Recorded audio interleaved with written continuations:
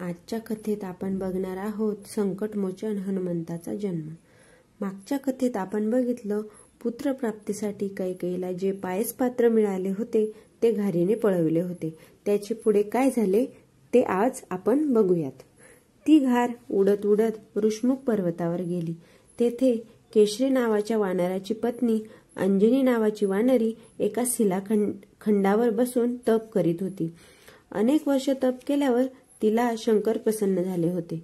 तिने चिरंजीव महाप्रतापी वज्रदेही पुत्र व्हावा असा वर मागितला होता। शंकराने तिला सांगितले, तुझी इच्छा पूर्ण होईल, पण त्यासाठी तू हातांची ओंजळ करून डोळे मिटून ध्यानस्थ बसून राहा। लवकरच तुझ्या हातात वाऱ्याने उडून प्रसाद येऊन पडेल। तो प्रसाद तू खा, म्हणजे तुला सद्गुणी आणि महान पराक्रमी असा पुत्र होईल। तो 11वा रुद्र अंश रूपाने जन्म घेईल। त्याप्रमाणे अंजनी बसली होती। घार उडत उडत तेथे आली।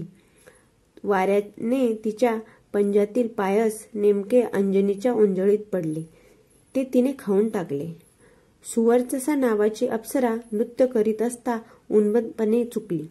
तेव्हा ब्रह्मदेवाने तिला शाप दिला। त्यामुळे ती घार झाली होती।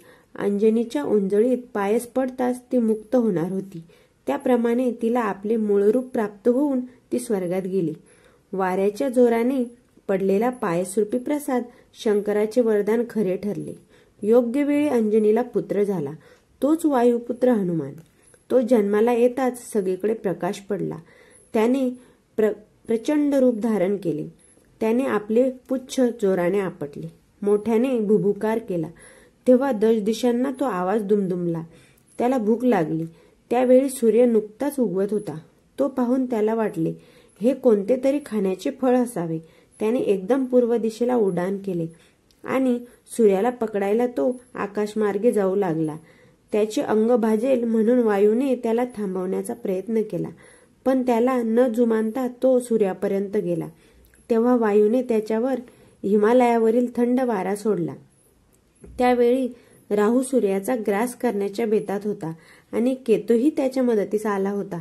मारुती म्हणजे मरुताचा पुत्र आणि मरुत म्हणजे वायू। त्याने राहू केतूशी युद्ध करून त्यांना दूर फेकून दिले।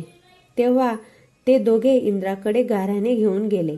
इंद्र त्यांचा कैवार घेऊन मारुतीशी युद्धाला आला। इंद्राने आपले वज्र त्यांच्यावर फेकले। त्यामुळे मारुतीला फारसे काही झाले नाही, फक्त त्याच्या हनुवटीवर वज्राचा आघात होऊन एक खून पडली व त्याला मूर्छाही आली। त्यामुळे वायू क्रुद्ध झाला।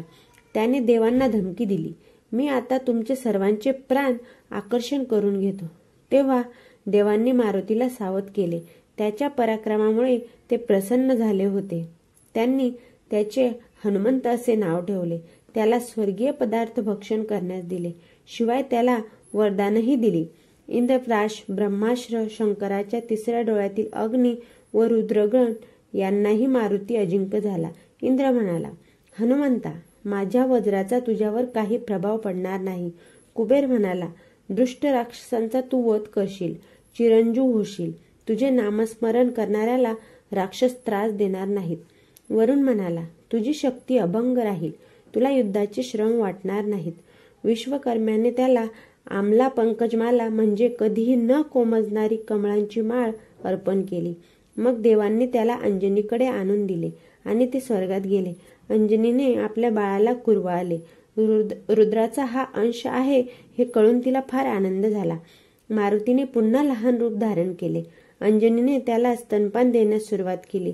जो मनुष्य हे हनुमंताच्या जन्माचे आख्यान वाचील त्याच्यावरील सर्व संकटे दूर होतील, अशी ही हनुमंताच्या जन्माची कथा। जर तुम्हाला ही हनुमंताच्या जन्माची कथा आवडली असेल तर व्हिडिओला लाईक करा आणि चॅनलला सबस्क्राईब करा। धन्यवाद।